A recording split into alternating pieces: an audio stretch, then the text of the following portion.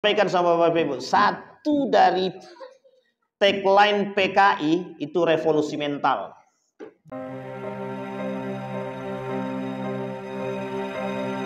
Puji syukur kehadirat Allah dengan mengucapkan alhamdulillahirabbil alamin, bersalawat kepada Nabi dengan mengucapkan Allahumma shalli ala Muhammad wa ala ali Muhammad fil alamin innaka Hamidum Majid. Bapak Ibu sekalian yang berbahagia, mudah-mudahan malam hari ini Allah berkahi, Allah limpahkan rahmat dan karunia-Nya. Insyaallah kita semua yang hadir husnul khatimah. Insyaallah yang hadir dapat syafaatnya baginda Nabi Muhammad sallallahu alaihi wasallam. Untuk orang tua kita yang telah mendahului, Allah tempatkan di tempat terbaik di sisinya, Allah terima amal ibadahnya, Allah kumpulkan bersama orang-orang yang saleh. Untuk orang tua kita yang masih hidup, Allah sehatkan, Allah kuatkan husnul khatimah, istiqamah dalam kebaikan dan ketaatan. Amin ya rabbal alamin. Baik Bapak Ibu sekalian yang berbahagia, bagaimana kabarnya, sehat semua? Baik. Ada yang masih ingat ini kali keberapa memperingati Maulid Nabi? Sudah yang keberapa Pak Haji? Sudah banyak ya Pak ya? Ada 100 lebih? Setiap tahun berarti belum sampai lah. Masa 100? Kalau dari nenek moyang mungkin lah ya. Berarti kalau umur Pak Haji, ada berapa Pak Haji umur Pak Haji? 55, berarti sudah 55 kali mungkin mengikuti Maulid Nabi. Itu kalau setahun ya. Baik. Kita ambil 40 tahun. Dari sekian banyak 40 tahun, setiap tahun kita memperingati Maulid Nabi di masjid-masjid yang berbeda-beda. Pertanyaannya adalah, mengapa korupsi makin banyak? Kenapa Bu? Baik. Yang kedua, mengapa yang mencaci maki masih banyak? Salah arah. Kenapa masih banyak yang menggibah? Mengapa masih banyak yang tidak amanah? Silahkan, tidak apa-apa. Kita sama-sama jawab. Iman tak ada. Padahal kemarin kita kurikulumnya revolusi mental. Masih ingat ya? Revolusi mental? Apa revolusi akhlak? Revolusi semuanya. Semuanya kita revolusi. Saya ingin sampaikan sama Bapak Ibu, satu dari tagline PKI itu revolusi mental. Jadi tagline-nya PKI itu revolusi mental. Tahu arti revolusi mental tuh? Mengganti mental yang sehat jadi tak sehat. Itu namanya revolusi mental. Kita Nabi innama bu'ithu liutammima makarimal akhlak. Nabi bukan diciptakan, dilahirkan untuk menyempurnakan akhlak. Kalimat ini kita garis bawahi. Nabi tidak menyempurnakan akhlak manusia, tapi Nabi memberikan contoh terbaik akhlak itu terhadap manusia. Kalau menyempurnakan akhlak, tidak ada akhlak kita yang tak sempurna, semuanya sempurna. Tapi karena Nabi itu orientasi Nabi diciptakan di baiat menjadi Nabi, tujuannya bukan menyempurnakan, tapi memberikan contoh terbaik bagi kita semua. Kalau para koruptor, orang-orang penguasa menjadikan Nabi sebagai simbol kehidupannya dan pandangannya, selesai urusan. Tidak usah Nabi lah, tidak usah Nabi, terlalu tinggi. Umar bin Khattab, manusia paling tegas. Kriteria kepemimpinan dalam Islam itu tergambar dari 4 pemimpin khalifah atau khulafaur rasyidin. 4 tambah 1. 1 anak daripada Ali bin Abi Thalib Al-Hasan selama 7 bulan. Berarti ada 5 yang digambarkan. Tambah 1 lah khalifah yang terakhir yang dianggap baik, Umar bin Abdul Aziz. Oke, ada 6. Kita runut. Abu Bakrin Siddiq, sangat sufi. Tidak mau neko-neko. Apa Nabi buat, itu yang Nabi buat. Kalau tak dibuat Nabi tak mau. Sampai mengumpulkan Quran aja tidak mau dia.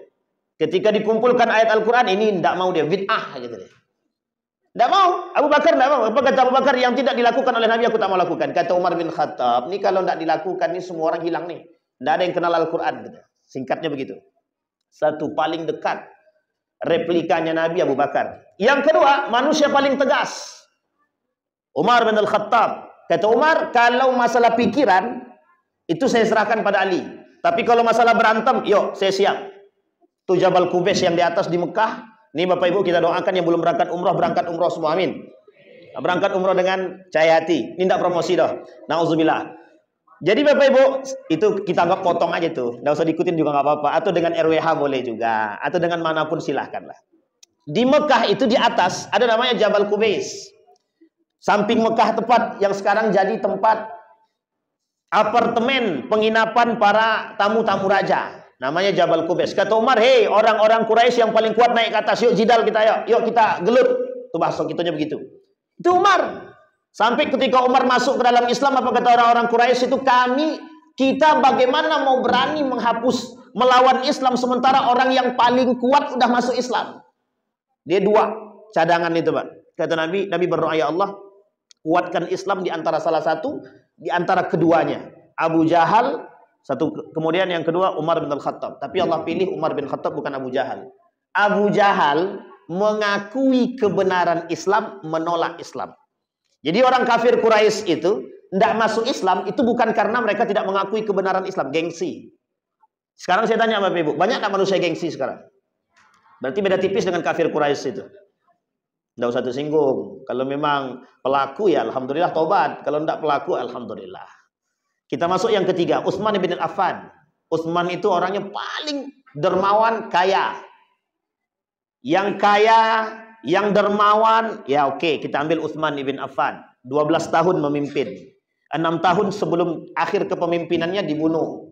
Di demo. Nah, semua kayak kemarin demo kan. Utsman juga di demo itu. Jadi demo itu pernah terjadi pada masa Utsman bin Affan. Tapi dalam demonya Utsman, meninggal Utsman bin Affan. Meninggal dia, ditusuk berkali-kali.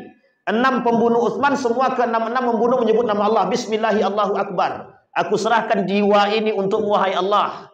Coba membunuh Utsman pakai nama Bismillah dan Allahu Akbar. Ada enggak manusia sekarang menyakiti sesama muslim tapi pakai Bismillah? Ada enggak? Ada enggak manusia hari ini bersumpah atas nama Allah tapi berkhianat atas amanah? Beda tipis. Sama maknanya. Baik, yang keempat, Ali bin Abi Thalib, cerdas. Anna madinatal ilmi huwa aliyu babuha. Pintu, Pak, kunci ilmu itu ada di Ali bin Abi Thalib. Sampai Umar bilang, ketika Islam didebat oleh para pendeta-pendeta, yang dipanggil oleh para sahabat adalah Ali bin Abi Thalib. Kata Ali, aku diajarkan sekian banyak rahasia. Sebutkan, kata. Sehingga pendeta yang mendebat itu masuk Islam semua. Kecerdasan Ali. Yang ke 1, 2, 3, 4, 5. Anak daripada Ali bin Abi Thalib, Al-Hasan. Cuma 7 bulan. Memimpin cuma 7 bulan. Direbut paksa oleh Muawiyah. Yang kelak kemudian terjadi pertikaian antara Ali dan Muawiyah, Ali dan Aisyah dan lain sebagainya. Ini sejarah. Singkat cerita Bapak Ibu, Al-Hasan ini cuma 7 bulan. Orang yang paling dekat dengan Allah, maksudnya artinya dia sangat-sangat sufi.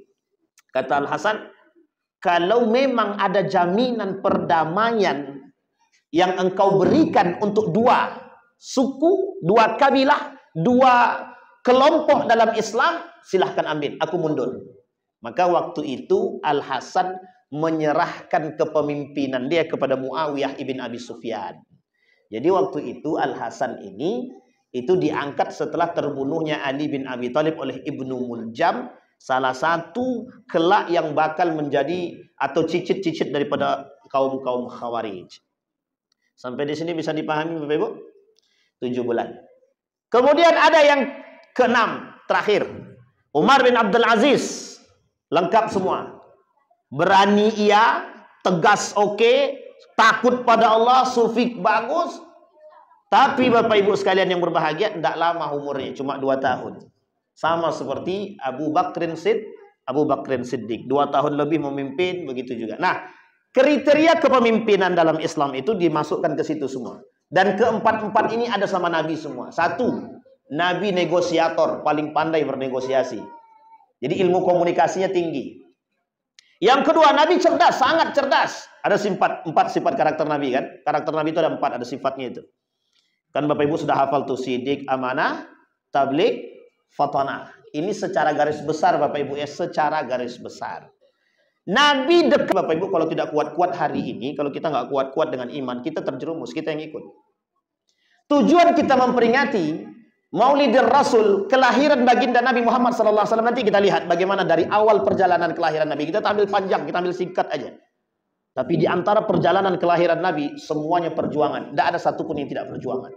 Sekarang manusia, sekarang ada yang mau berjuang. Satu penyebab kelemahan Islam itu satu saja. hilangnya sifat juang dalam diri umat muslim hari ini. Untuk mengatakan kebenaran hari ini butuh perjuangan. Untuk mengatakan kebenaran siapa pelaku-pelaku koruptor itu butuh perjuangan. Karena lawannya siapa? Para koruptor itu sendiri. Coba bayangkan. Untuk mengungkapkan kebenaran tidak ada yang berani. Kenapa minta berani? Taruhannya mati, Ustaz. Itu dia. Tapi bayangkan, dari Nabi sampai terakhir pada masa Turki Utsmani, mana hidup manusia yang tidak perlu perjuangan? Tidak ada. Tidak ada.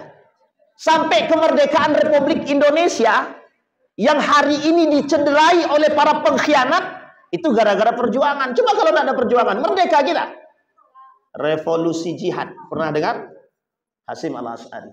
Jadi Bapak Ibu, refleksi daripada Maulid Nabi itu sebenarnya perjuangan Nabi yang harus kita lihat. Nanti kita lihat.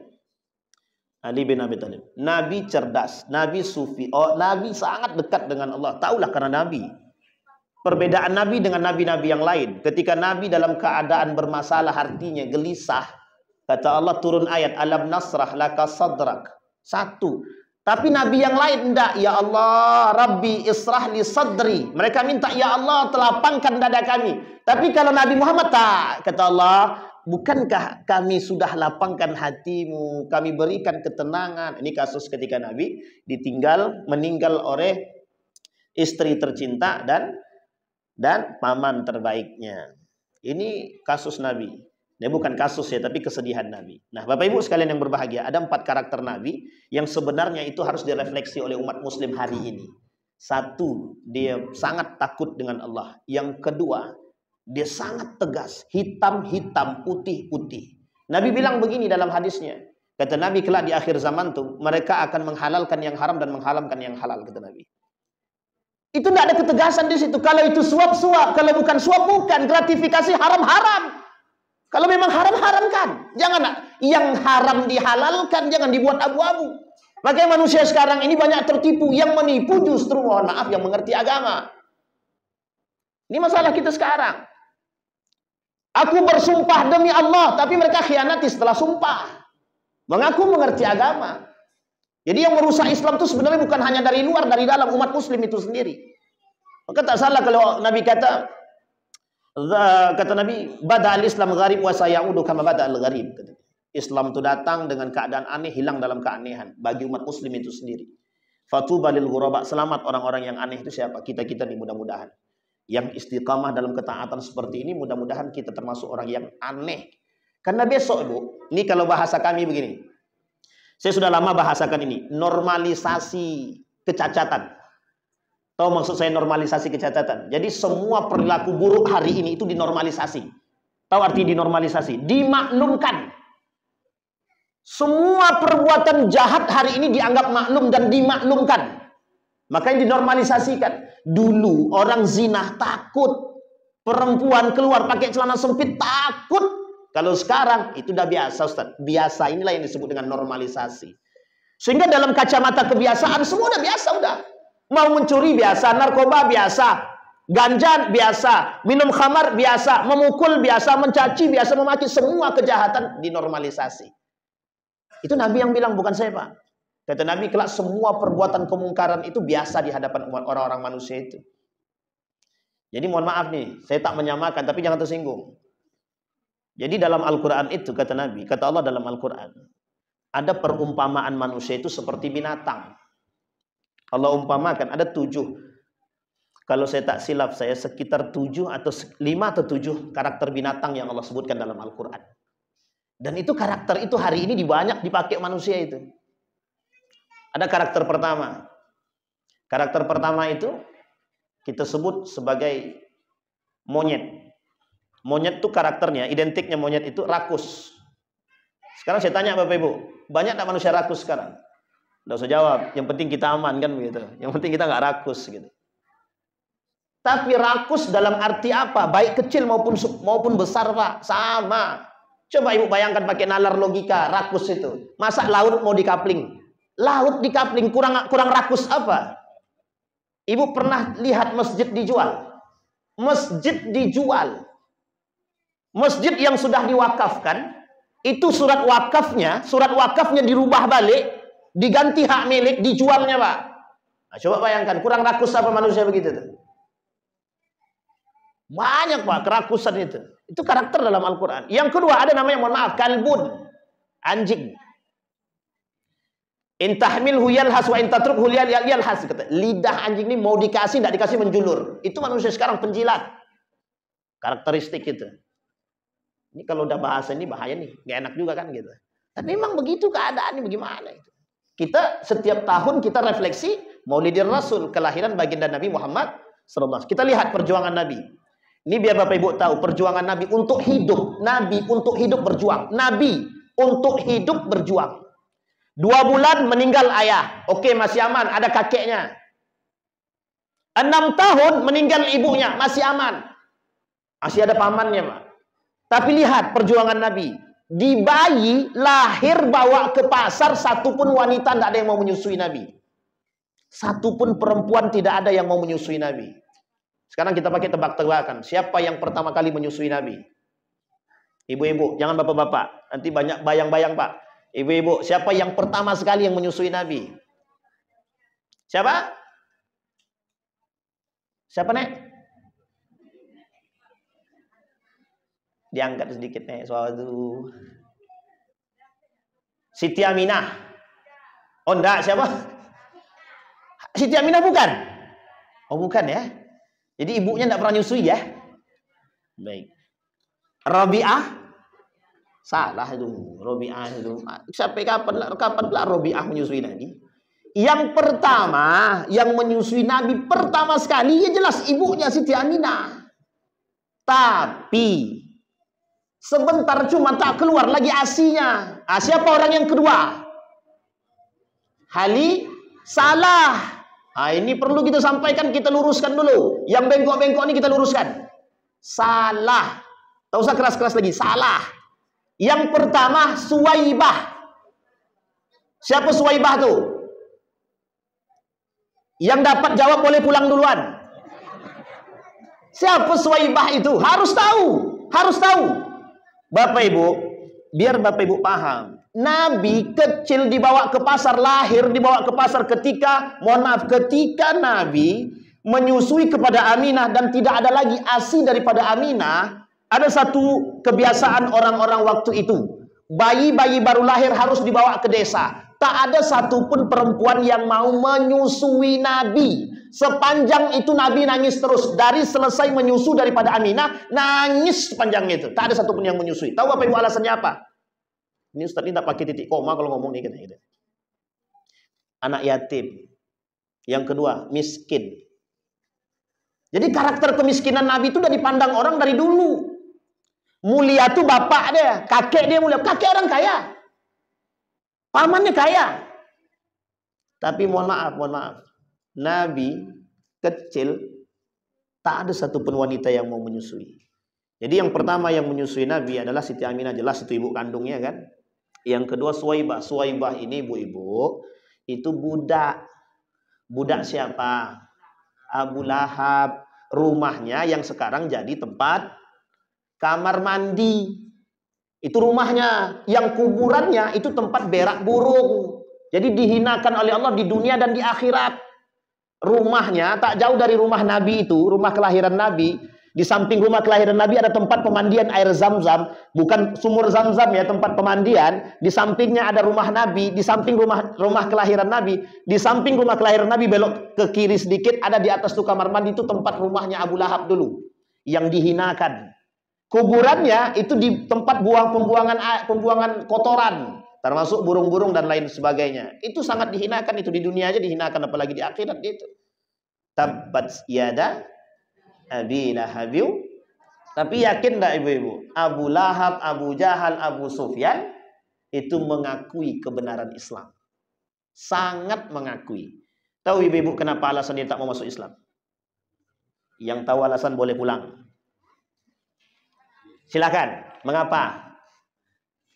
Gengsi. Bapak balik dulu tak? Pak. Gengsi, Pak. Tahu apa alasan gengsinya bagaimana? Kata Abu Jahal, dari keturunan kami, Maaf, dari keturunan Quraisy kabilahnya Muhammad ada nabi. Dari keturunan kami kok tidak ada nabi. Ya gengsi aku masuk Islam, kata dia. Padahal kata Abu Jahal, wallahi yang dikatakan Muhammad itu betul-betul benar, kata dia. Coba bayangkan, itu yang tukang ngintil 3 orang, Abu Sufyan dan kawannya sama Abu Jahal tiap malam sampai 10 hari berturut-turut. Kata Abu Jahal, kata Abu Sufyan, loh kok ente ngintil-ngintil ke sini? Ngintip-ngintip. Cukup kita aja yang tahu. Besok enggak ada lagi, cukup sekali ini. Besok malam buat lagi masing-masing sampai 10 malam, Pak. Cuma pengen tahu kebenaran. Ternyata apa yang mereka dengar sama seperti apa yang dirasakan oleh Umar bin Khattab. Hanya saja hidayah itu innaka lan tahdi man ahbabta walakinallaha yahdi may yasha. Ini hidayah, Pak, urusan hidayah. Nah, kapan waktu kita ceritalah. Kalau Allah pertemukan kembali. Sampai di sini paham ya, Ibu? Itu yang kedua. Sekarang yang ketiga. Siapa yang menyusui Nabi yang ketiga? Ini perjuangan nih, Pak. Siapa yang menyusui Nabi yang ketiga? Siapa, Bu? Halimatus Sa'diyah. Salah. Salah, Bu. Yang ketiga itu Ummu Aiman. Ummu Aiman itu budak daripada Siti Aminah. Ketika Suwaibah malam dia menyusui, ini Siti Aminah sudah tidak ada ASI. Malamnya disusui oleh Suwaibah. Besoknya Suwaibah harus berangkat bersama suami karena sudah tidak lagi menjadi budak dan sudah merdeka. Dan memang ASInya pun sudah menipis, hanya tersisa untuk anaknya. Nangis Nabi malam itu. Kemudian menyusulah Nabi kepada Ummu Aiman. Jadi satu ketika Nabi sedang duduk di Masjid Nabawi bersama dengan para sahabat. Ketika sedang duduk, tiba-tiba masuk seorang perempuan jalan. Ketika seorang perempuan di jalan, Nabi datang menyamperin. Nabi tunduk begini. Menghormati begini. Kemudian diambil sama Nabi tangannya, dicium tangannya. Sahabat bingung, siapa nih perempuan? Kok sebegitu mulianya di hadapan Nabi? Ditanya sama sahabat, siapa dia? Itu ibuku, kata Nabi. Kenapa dikatakan ibunya? Karena pernah mengurus Nabi selepas wafatnya ibunya Siti Aminah. Di mana itu? Di perbatasan antara Mekah dan Madinah. Di mana itu? Di Abwa. Di situ perbatasan antara Mekah dan Madinah. Kata Siti Aminah, waktu kecil itu Nabi disusui oleh Siti Aminah. Ternyata asinya Siti Aminah pun tak banyak keluar. Nah, Nabi punya satu susuan dengan Hamzah kepada Suwaibah. Jadi Hamzah itu pernah nyusu kepada Suwaibah. Jadi Hamzah paman Nabi itu pernah nyusu kepada Suwaibah. Jadi Nabi dengan Hamzah ini adik beradik satu susuan. Jadi adik beradik satu susuan. Jadi banyak nih yang satu susuan sama Nabi, dia banyak, ada 13 lebih. Ada 13 lebih sahabat Nabi yang satu susuan dengan Nabi. Baik yang tua maupun yang muda. Itu yang ketiga. Ummu Aiman. Siapa dia Ummu Aiman ini? Budak daripada yang membantu Siti Aminah di rumah. Ini sejarah yang tak disebutkan dalam buku catatan sejarah. Betul ya? Dalam sejarah kebudayaan Islam itu tak dituliskan. Banyak sejarah kebudayaan Islam itu banyak sejarah Nabi yang tidak dituliskan.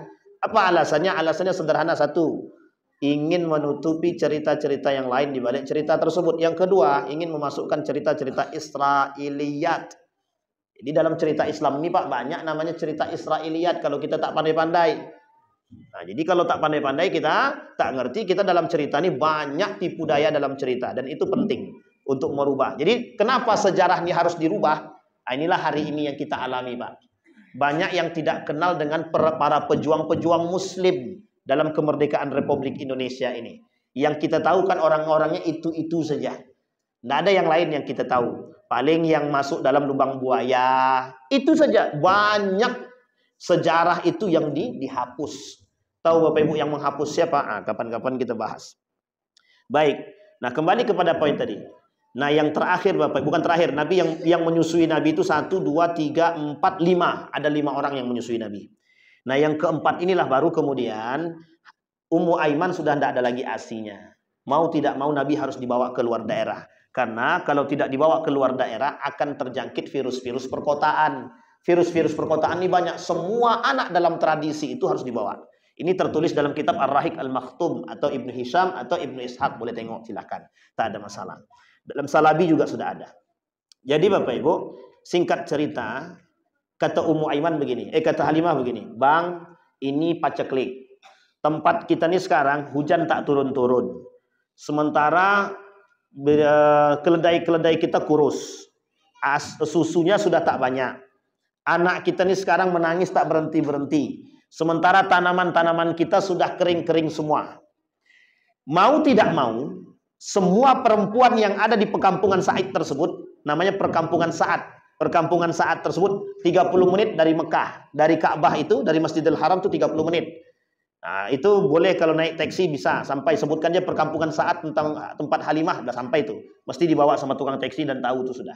Jadi Bapak Ibu, 30 menit menggunakan keledai. Berangkat mereka, semua berangkat. Sampai di Pasar Ukas namanya. Pasar Ukas itu ini Ka'bah. Nanti ada namanya di situ, ada namanya Hijr Ismail. Di depan Hijr Ismail ke sebelah kiri sedikit itu dulu namanya tempat bekas ke Pasar Ukas. Pasar Ukas itu semuanya ada di situ, termasuk penjualan budak dan tempat pengambilan ASI dari wanita-wanita tersebut. Namanya Pasar Ukas. Pasar banyak yang bersejarah di Mekah itu. Nah, ini penting dalam orang-orang yang berangkat umrah perlu tahu tentang pasar-pasar tersebut, karena penjualan budak termasuk salah satunya para yang dijual itu adalah Nuaiman, sahabat daripada Nabi yang pernah mabuk, itu juga dijual di situ. Baik, singkat cerita Bapak Ibu sekalian yang berbahagia, sampai mereka di Mekah nih. Ibu-ibu perempuan-perempuan ini. Semua perempuan perkampungan Bani Sa'ad ini sudah mendapatkan bayi. Pas Nabi Muhammad tak ada satupun yang mau memilih, Pak. Satupun tak mau. Termasuk Halimah. Kalau mau silahkan, tapi sudah mulai khawatir Halimah. Satu, anak yatim. Yang kedua, miskin. Tak ada lagi yang diharapkan, tak ada. Akhirnya malam itu juga mereka kembali. Balik, Pak. Maksudnya kembali itu ke tempat permukiman, istirahat. Dalam istirahat tuh anaknya menangis. ASI tak keluar lagi. ASI daripada Halimah ini tak keluar lagi. Diperas sama suaminya itu, keledai, tak keluar juga. Bingung nih Pak, di malam itu bingung. Pokoknya anaknya menangis terus. Akhirnya dikasih air-air biasa, tidur. Kemudian berkata Halimah kepada suaminya, apapun yang akan terjadi, saya tetap akan mengambil bayi tersebut. Kalau memang tidak ada uangnya, tak ada masalah. Biarkan saja. Begitu saja pikiran Halimah itu. Dan dia ceritakan sama suaminya, kata suaminya silahkan. Itu semua keputusan di tanganmu. Tidak ada Pak, Halimah tak berpikir lagi sudah. Karena mau pulang malu karena tidak bawa. Kalau tidak bawa bayi pulang malu. Jadi mau tidak mau bismillah. Tapi waktu itu dia belum Islam ya. Dia terima, dibawa. Datang ke rumah Aminah yang di rumahnya itu. Apa kata dia? Kita akan bawa bayi ini ke desa. Apapun itu kami bawa. Adapun atau tidak ada, terserah kami bawa. Coba bayangkan, disinilah kemuliaannya Pak. Nabi itu memang mulia. Dari dulu, dari lahir sampai mulia. Sampai penamaan Nabi saja oleh Abdul Muttalib itu. Oleh Abdul Muttalib, penamaan Nabi itu harus di depan Ka'bah. Diangkat sama Abdul Muttalib. Kami beri nama yang paling mulia dan tak ada satu-satunya. Belum ada satupun manusia yang menatasnamakan anak dengan nama Muhammad itu tidak ada pada saat itu. Kecuali Nabi Muhammad SAW. Tahu kenapa? Itu ilham yang Allah berikan kepada Abdul Muttalib. Jadi ilham yang diberikan kepada Abdul Muttalib. Abdul Muttalib ini Bapak Ibu bukan nama asli. Nama aslinya Abdul Muttalib ini Syaibatul Ham. Siapa namanya Bapak Ibu? Syaibatul Ham. Nama aslinya bukan Abdul Muttalib tapi Syaibatul Ham. Syaibatul Ham ini punya bapak. Bapaknya ini adik-beradik dengan Muttalib, kandung. Yang tinggalnya di Madinah. Nah, jadi Muttalib itu adik-beradik kandung dengan bapaknya tadi. Nama bapaknya itu Syam. Jadi meninggal bapaknya, si Muttalib ini pergi ke Madinah, diambillah si Syaibatul Ham tadi. Syaibatul Ham ini dibawa. Nah, Syaibatul Ham ini dibawa sampai masuk ke Mekah itu dikatakan oleh para penduduk Mekah, ini toh budak yang dibawa oleh Muttalib dari Madinah. Nah, itu bahasanya, makanya budak dalam bahasa Arab abdun, budak. Muttalib namanya Muttalib, makanya namanya Abdul Muttalib, budaknya Muttalib. Tapi Syaibatul Ham tidak protes sama sekali. Karena senang dia dipanggil itu tak ada masalah dan dia tidak pernah mempermasalahkan itu. Sampai wafatnya Muthalib ini, kemudian Syaibatul Ham atau Abdul Muthalib diangkat sebagai pemimpin Quraisy sementara sebelum mendapatkan yang disebut dengan sumur Zam-Zam yang telah hilang 200 tahun sebelumnya oleh Khuza'ah. Sampai sini paham Ibu-ibu Bapak Ibu paham nih, ini sejarah nih. Nah, jadi memang agak-agak gimana sedikit gitu kan. Singkat cerita lagi, ini singkat ceritanya, nggak usah panjang-panjang. Kalau panjang-panjang, sampai jam berapa Pak Haji? Ini kalau tak panjang-panjang, kalau pokoknya kalau udah capek Bu, stop Ustaz, kami capek ya, bilang aja gitu nggak apa-apa. Jadi kita berhenti. Tapi kalau tak disebut-sebut susah juga ketua. Baik, singkat cerita Bapak Ibu, apa kata Aminah? Kata Aminah, kami bawa.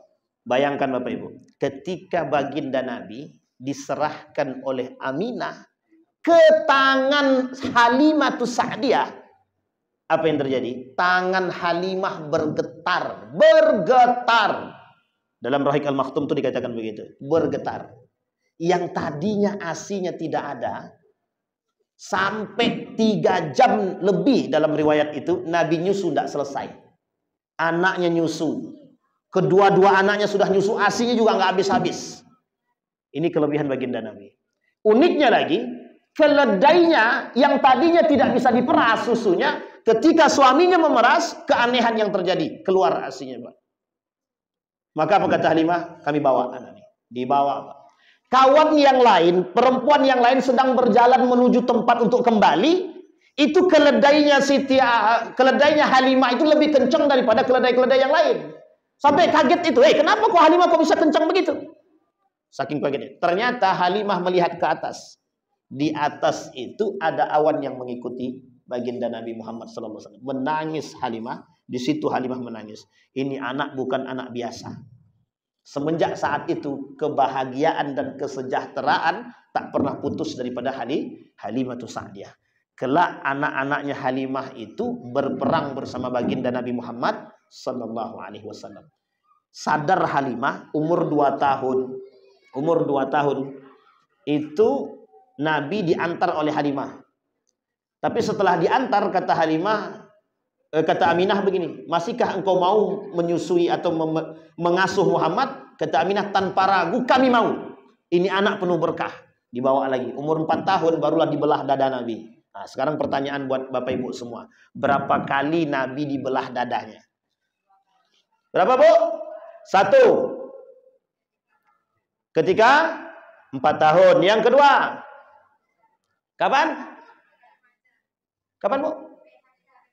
Ketika remaja. Yang ketiga. Oh, 2 aja ya? 2 aja. Kurang tuh, Bu.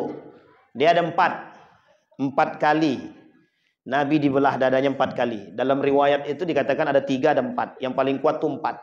1 umur 4 tahun. Yang kedua ketika remaja. Yang ketiga ketika mendapatkan Gua Hira. Yang keempat Isra wal Mi'raj. Ada berapa berarti, Bu? 4. Jangan bilang 2 lagi. Ini salah, Wak. Ini sejarah nih, sejarah. Singkat cerita Bapak Ibu, apa kata Halimah? Balik anaknya ke rumah, kata anaknya kepada ibunya, itu Muhammad dadanya dibelah. Khawatir Halimah mau keluar dari rumah, tiba-tiba Nabi sudah sampai di depan rumah. Mulai saat itu, kata Halimah, Bang, kita antar. Di umur 4 tahun lebih sedikit. Diantar Nabi ke Mekah, dikembalikan kepada Aminah. Tahun berikutnya, kata Aminah, 6 tahun kurang sedikit, kata Aminah, nak, yuk kita jenguk bapak di Madinah. Bapakmu di Madinah. Siapa bapaknya? Abdullah di Madinah. Pergi Pak mereka ke Madinah. Sampai bahagia sekali hati Nabi. Kenapa Nabi bahagia? Karena di situ keluarga besarnya Siti Aminah di situ semua. Ternyata keluarga besar kakeknya semua di situ, di Madinah itu. Ini kalau saya gambarkan begini. Ini Masjid Nabawi. Ini Kubah hijau. Ya, ini anggap nih Kubah hijau, Bu. Kalau nampaknya, ini hijau, Kubah hijau. Di depan Kubah hijau ini, di sini deretan, di deretan Kubah hijau ini, di sini keluarganya, keluarga bapaknya Nabi, keluarga daripada kakeknya Nabi. Di sebelah kanan sini, yang sekarang menjadi pelataran dan sekitar situlah itu keluarganya Siti Aminah. Jadi keluarganya Siti Aminah semua di situ. Bahagia sangat Nabi. Kenapa bahagia? Karena Nabi bertemu dengan bapaknya meskipun sudah meninggal. Artinya Nabi datang ke kuburannya. Yang hari ini kuburan kedua-duanya, Siti Aminah dan Abdullah, tidak boleh dikunjungi. Dan gak ada yang tahu kuburannya di mana kecuali Aminah. Kalau Aminah ada di Abwa, kalau Abdullah itu ditutup. Tidak boleh lagi ada. Ada yang mengatakan di Baqi, ada yang mengatakan di depan Masjid Nabawi, tak jauh dari pintu pertama. Tak jauh dari sekitar situ. Ini dalam sejarah, Bu, ya. Meskipun tidak bisa tak bisa divalidasi. Kenapa tak bisa divalidasi? Karena banyak yang pendapat yang mengatakan tentang hal tersebut. Tahu Bapak Ibu alasannya kenapa Nabi, bapak Nabi, ibu Nabi tidak boleh diziarahi? Tahu Bapak Ibu alasannya? Karena bapak Nabi dengan ibu Nabi itu di neraka. Kata siapa? Kata mereka. Sampai sini paham, Bapak Ibu? Kenapa bapak Nabi dan ibu Nabi, mayatnya, kuburannya tidak boleh diziarahi? Kata mereka, bapaknya Nabi dan ibunya Nabi itu di neraka.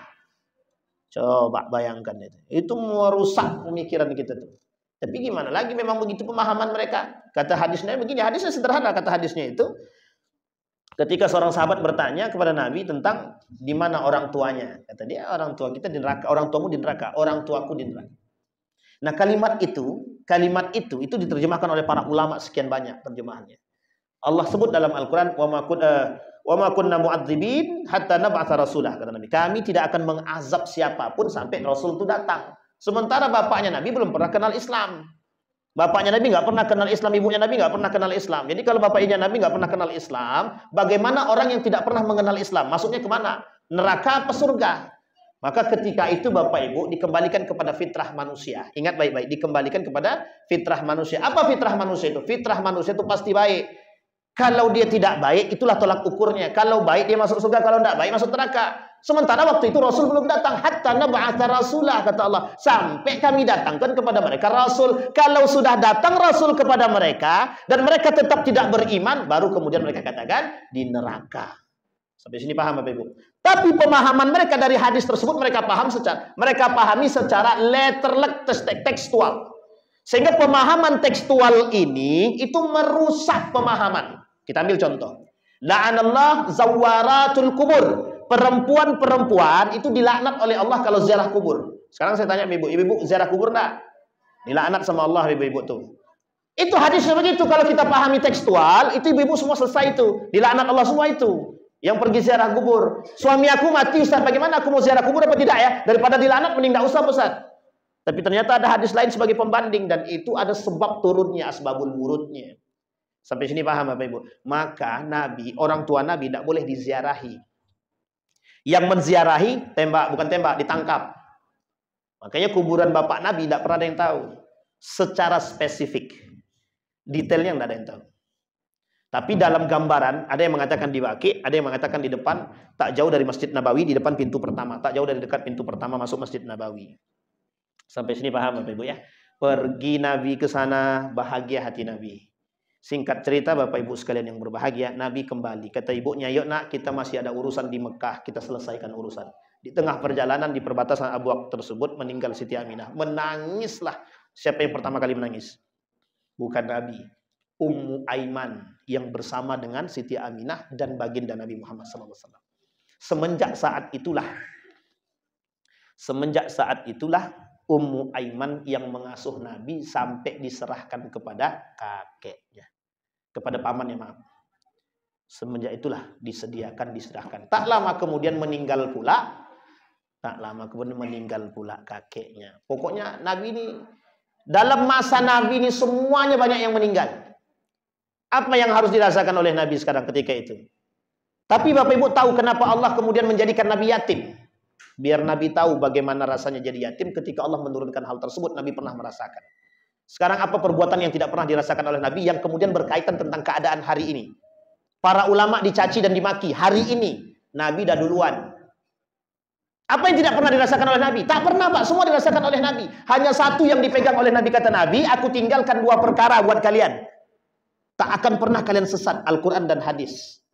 Sunnahku, kata Nabi. Muncul golongan, aliran-aliran yang sesat, yang ingkar terhadap hadis Nabi, yang juga ingkar terhadap Al-Quran. Di golongan-golongan seperti ini yang merusak hari ini. Yang kedua golongan ini kita ambil dalam gambaran yang skalanya cukup spesifik, namanya munafik. Apa namanya Bapak Ibu?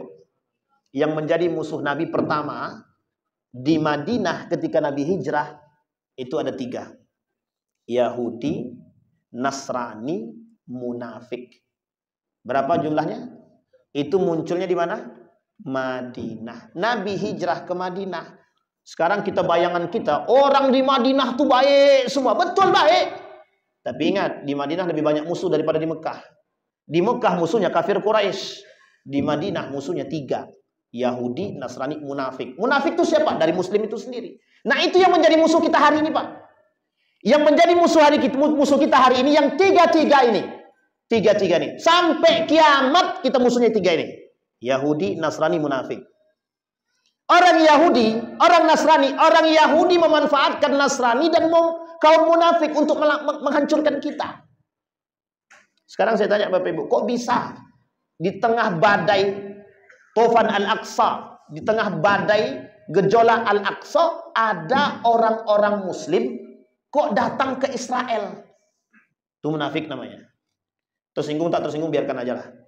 Itu munafik namanya. Di tengah kita sedang menjalankan Islam dengan cara yang baik, kok muncul orang yang kemudian mohon maaf menghalalkan yang haram? Munafik namanya. Sampai sini paham Bapak Ibu? Nah, poin penting kita malam hari ini Bapak Ibu, ini baru kita masuk poinnya. Dari tadi itu Bapak cerita aja. Sekarang poin pentingnya adalah ada hal yang harus kita pahami dalam menghadapi kekacauan dunia hari ini daripada baginda Nabi Muhammad SAW. Ini poin intinya Bapak Ibu.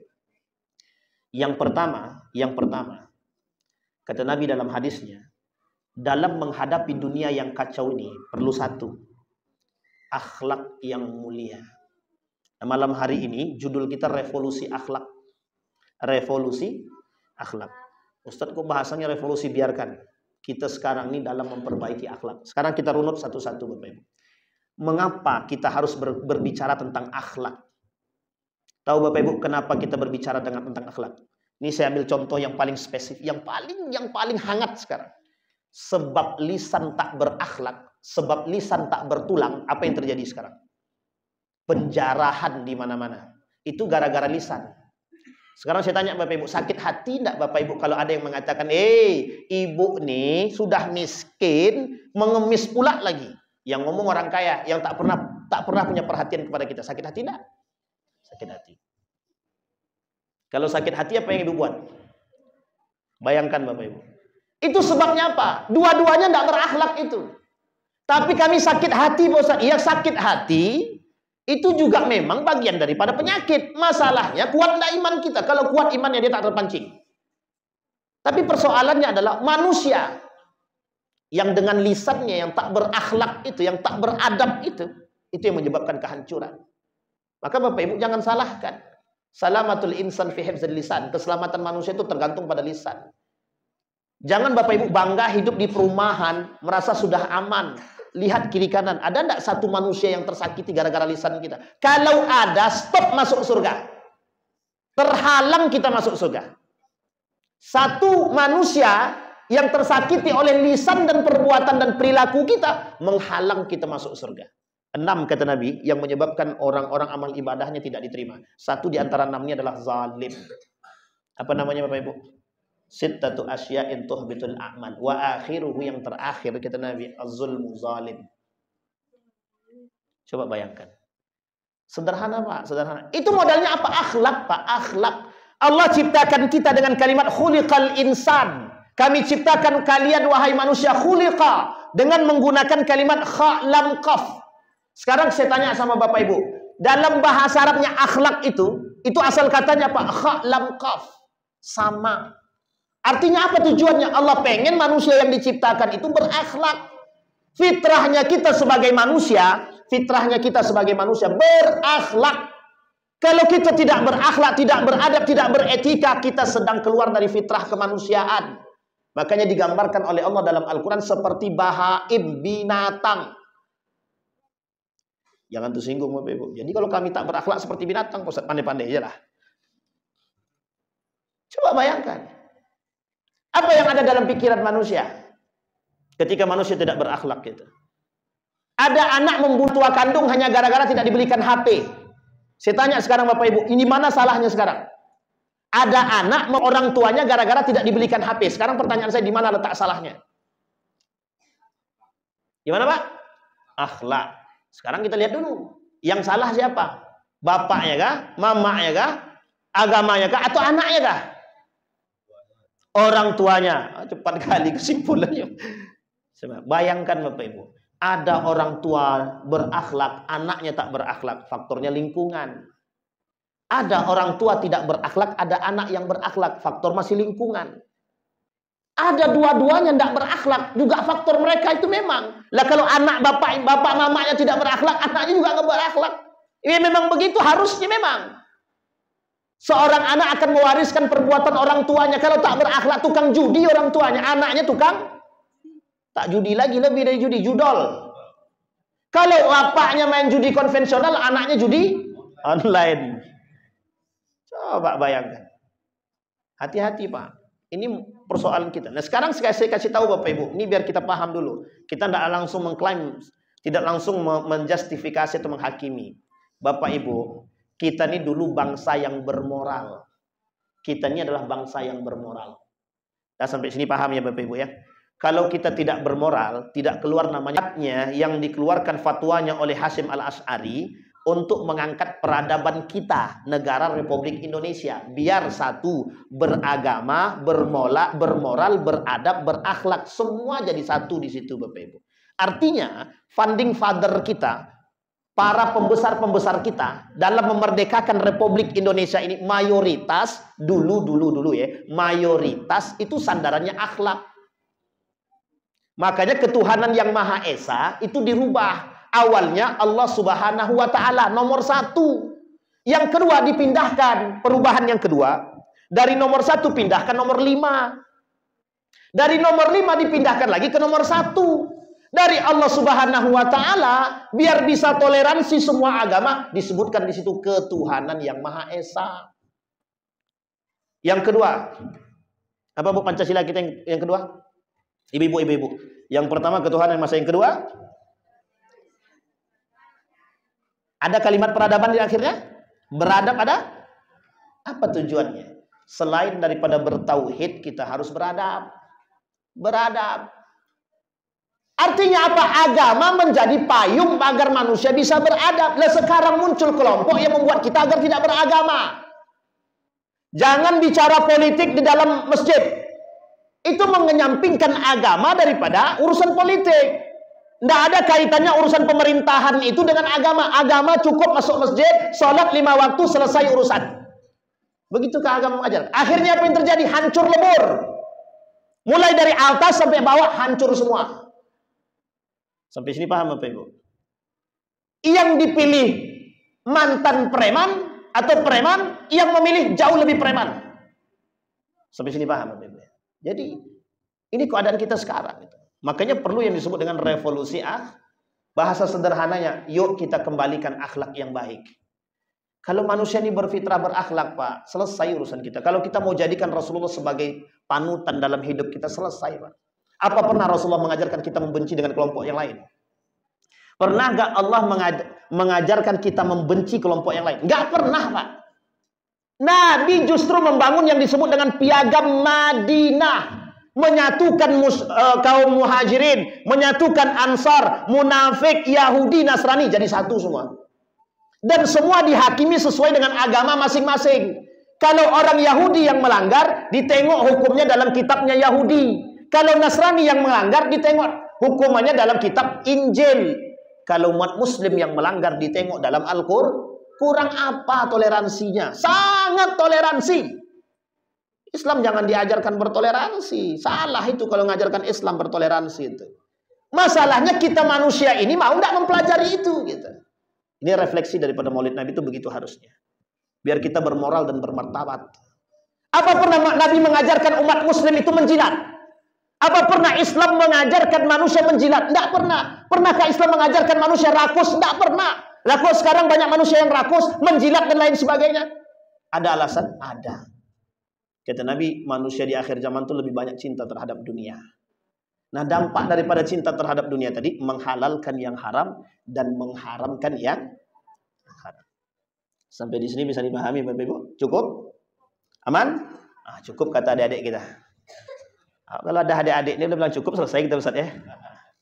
Baik, itu revolusi akhlak. Jadi kita perlu mengembalikan akhlak. Nah, sekarang Bapak Ibu, sebelum kita tutup, bagaimana cara kita mengembalikan akhlak tersebut? Tidak bisa semena-mena, tidak bisa, Bu.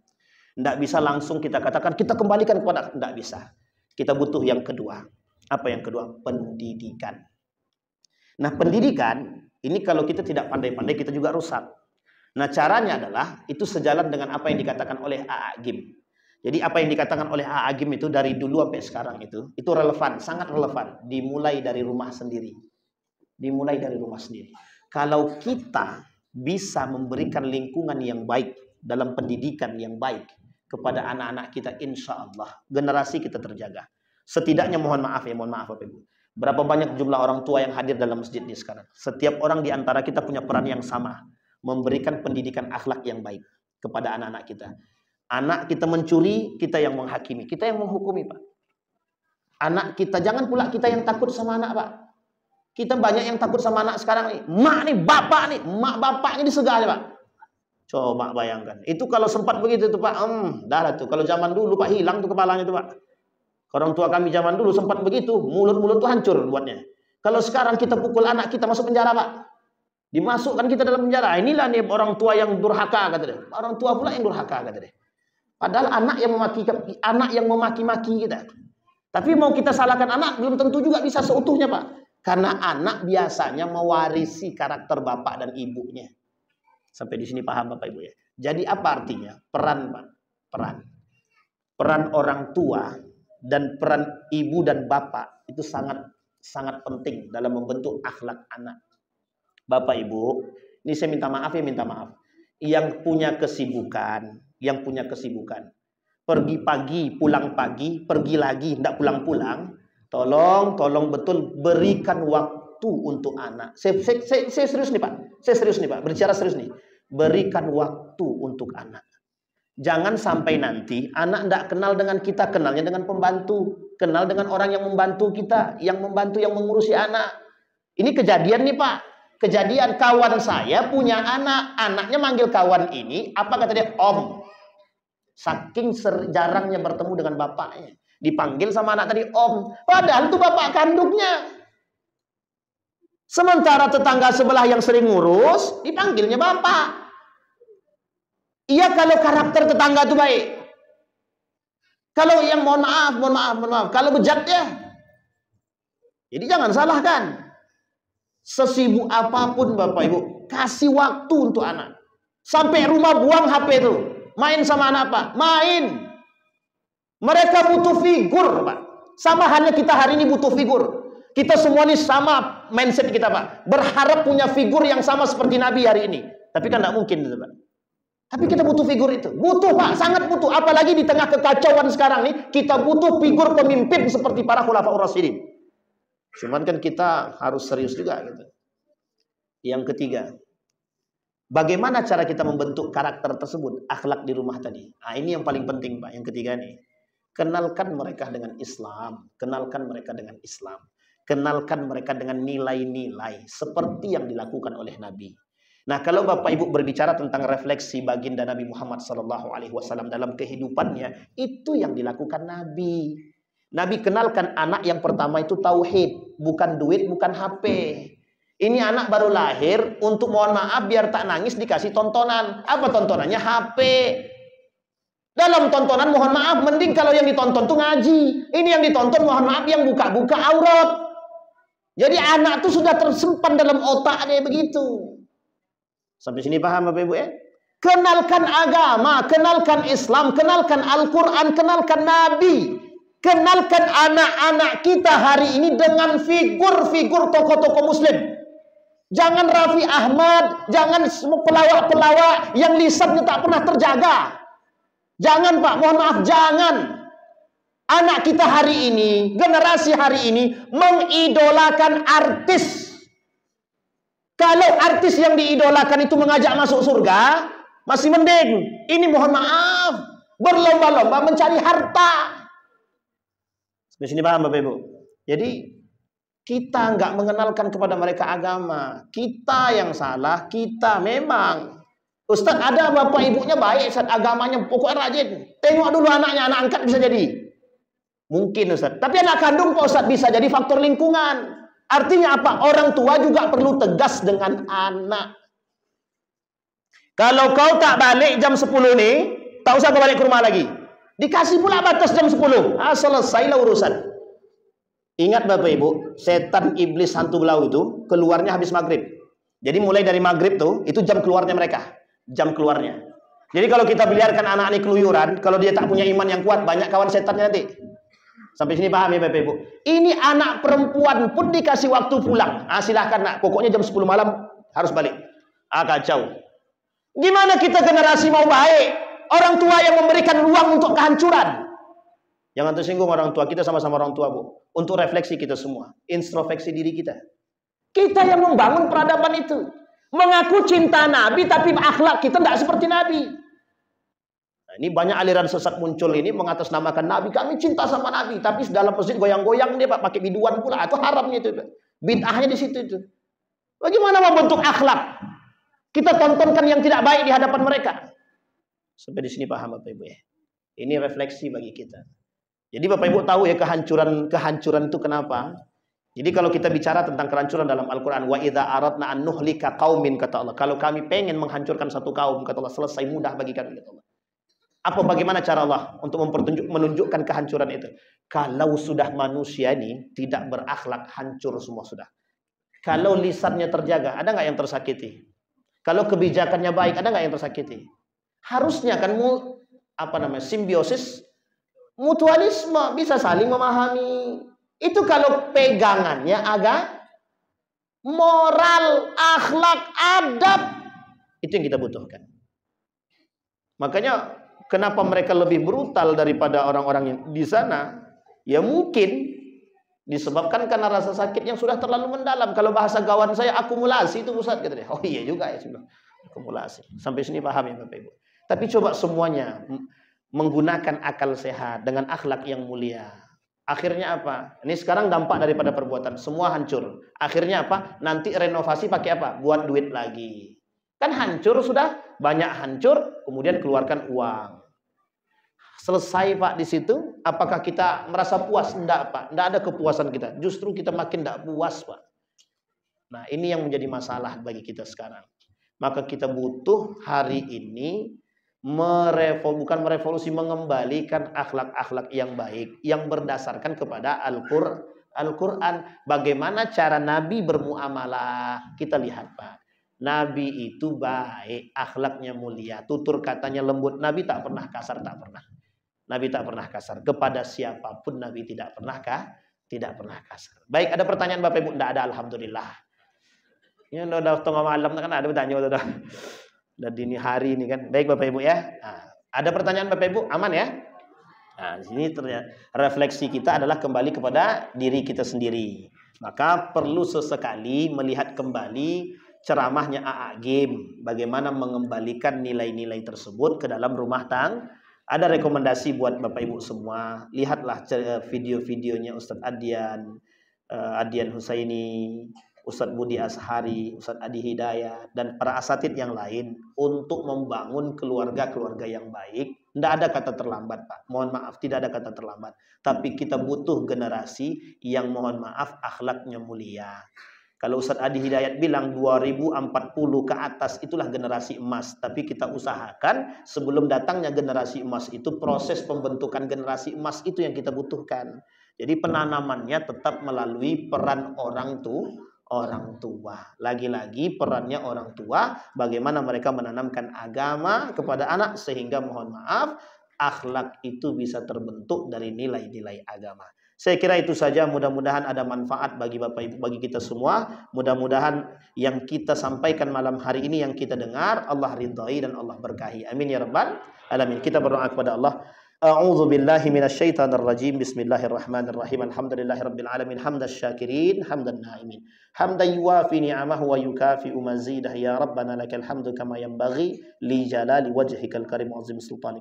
Allahumma faqihna fid din wa 'allimna ta'wil. Allahumma ansur man nasara ad-din wa khudhul man khadhal muslimin. Allahumma arinal haqqa haqqan warzuqna ittiba'ah wa arinal batila batila warzuqna ijtinabah. Allahumma anfa'na bima 'allamtana warzuqna 'uluman tanfa'una fid din wad dunya wal akhirah.